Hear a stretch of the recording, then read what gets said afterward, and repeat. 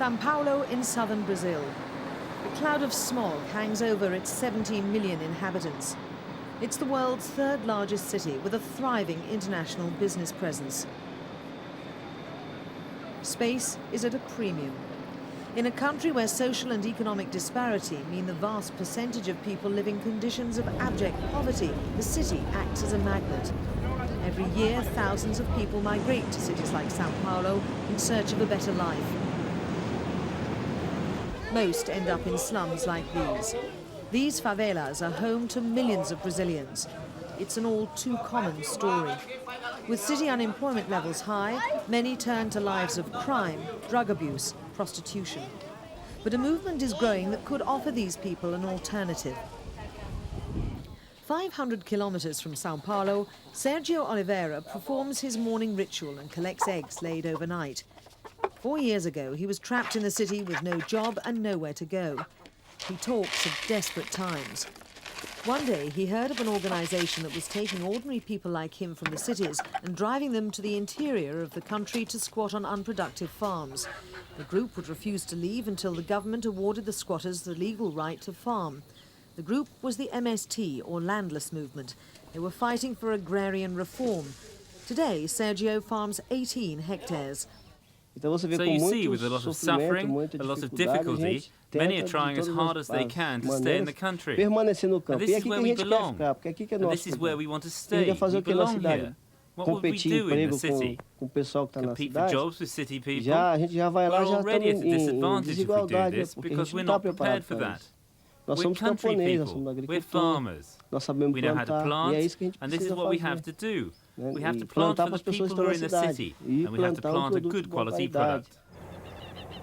Sergio grows coffee and corn on his land, but he also finds time to campaign on behalf of the MST. Since its formation in 1984, the group has settled over 250,000 families on reclaimed land. But there are an estimated 4.8 million without land. While they wait for their cases to work their way through the country's notoriously slow judicial system, campaigners live in camps like these, sometimes waiting for years to be awarded land titles. This is the Acampamento Dorcelina Folador, named after an activist murdered over a year ago. More than 600 families have squatted here for the past 3 months. They've come from all over the country. Some are too young to know any different. And every day, new arrivals are swelling the numbers, driven by the same dream, farming their own land. The reality is, in Brazil, that 20% of the population own 90% of the land. For campaigners, this statistic alone justifies their actions. And it's the lack of alternatives which has ensured that the MST has grown into Latin America's largest popular movement. Sergio often visits the camp to offer support and advice and to help plan future protests. He also donates a percentage of his produce to help his comrades. But the MST's technique is a controversial one, enraging both farmers and politicians. Violent conflicts with landowners and intimidation have become commonplace.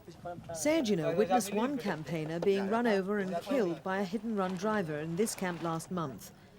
For him and his friends, the police verdict of accidental death came as no surprise. Quem matou, quem mandou matar, não tá aí, ó, andando pra cima e pra baixo, querendo matar e matar mais. E o governo ainda, por exemplo, o presidente Fernando Henrique, nós achamos que é um canalha, fala para a sociedade que aquela morte daquele senhor é um aviso, um alerta para os trabalhadores. Né? Então nós ficamos indignados e achamos que a polícia hoje ela faz um trabalho que não favorece os trabalhadores, que favorece só os grandes proprietários, os grandes capitalistas da sociedade, e aonde os trabalhadores são prejudicados com isso. In May last year, images from the state of Paraná shocked the country. Busloads of landless campaigners were making their way to state capital Curitiba to hold a demonstration. Roads were blocked by armed police. The ensuing battle left 1 dead and dozens injured. Police fired rubber bullets and tear gas to disperse the crowds. The MST accused them of strong-arm tactics. Vocês estão avançando. Não estão cumprindo o que nós pedimos. The police insist they were acting lawfully. The tear gas and baton charges have left a bitter legacy between the authorities and MST members, both those caught up in this trouble and others further afield.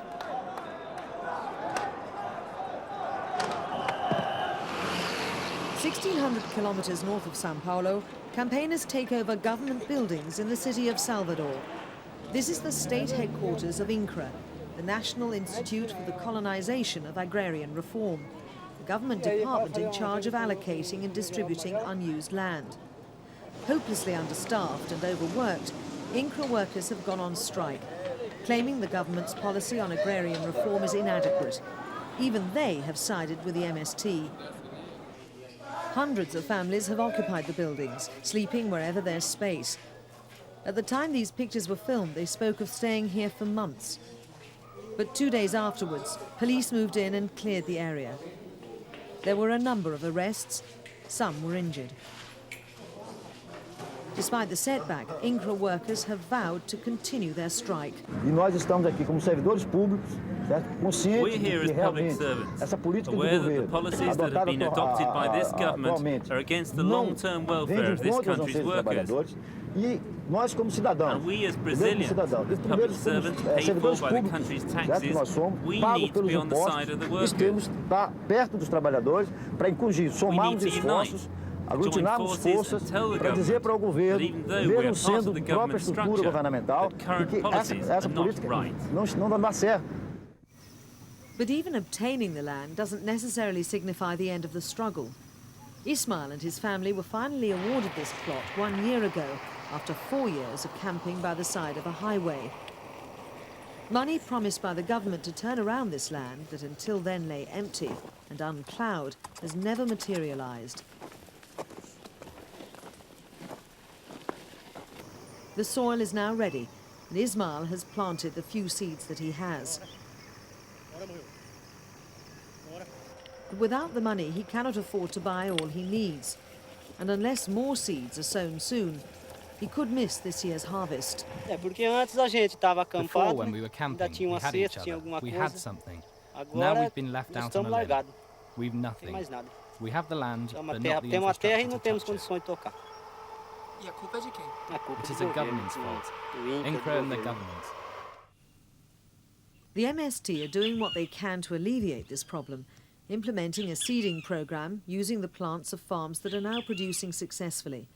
But it's merely a drop in the ocean. Mas também nós temos que também socorrer o nosso povo brasileiro que está na míngua, está na miséria. Nós precisamos diversificar isso, mas nós precisamos distribuir a renda do povo brasileiro. Isso não se faz nesse país, né? A renda é muita, mas para poucos, né? E pobreza para mais, miséria para muitos. Então a gente tem que mudar essa relação. E isso tem muito trabalho. Government ministers are unwilling to take part in interviews concerning the MST. Landowners, too, have proved to be elusive. But whatever the rights and wrongs, the fact remains that this country's cities are increasingly unable to cope with soaring populations, while in the interior, thousands upon thousands of hectares lie untouched. So they sit and they wait. In Dorcelina Follador, the men and women speak of staying for as long as it takes. Most, if not all, have nothing to return to. And they insist that they're fighting for nothing more than what is their right, the right to work.